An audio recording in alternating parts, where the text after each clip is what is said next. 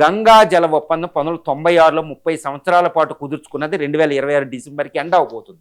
కాబట్టి గంగా జల ఒప్పందం బంగ్లాదేశ్కి చాలా విపత్కర పరిస్థితి క్రియేట్ తీస్తా నది 54 రివర్లో చాలా ఒప్పందాలు ఉన్నాయి. ఈ ఒప్పందం చేసుకుంటే తారిక్ రెహమాన్ గవర్నమెంట్ ఇండియా ఫేవర్గా ఇండియా విజిట్కి వచ్చే అవకాశం ఉంది. ఇంకా చైనా వెళ్ళినట్టు కాదండి, ఇంకా 2 నెలల్లో ఏదైనా చేయొచ్చు.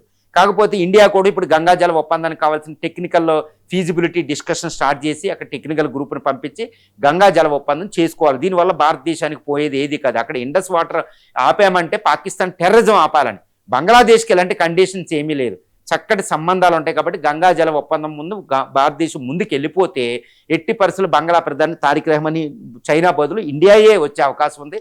ఇది చాలా ఇంపార్టెంట్. ఎందుకంటే అజిత్ దోవల్, ఎస్ జయశంకర్ గారు చాలా కష్టపడ్డారు. ఇప్పుడు వీళ్ళు రంగంలోకి వచ్చారు. ఇప్పుడు బీజేపీ అక్కడ చీఫ్ మినిస్టర్లు ఎవ్వరూ కూడా యాంటీ బంగ్లాదేశ్ వ్యవహార శైలికి వెళ్ళరు, సైలెంట్గా ఉంటారు తారిక్ రెహమాన్ వచ్చేంతవరకు. ఎందుకంటే అక్కడ పాకిస్తాన్, చైనా గుంట నక్కల్లా కాసుకుని కూర్చున్నాయి. మళ్ళీ వాళ్ళకి అవకాశం ఇవ్వకూడదు. యాంటీ ఇండియన్ గ్రూప్స్కి బంగ్లాదేశ్లో అవకాశం ఇవ్వకూడదు.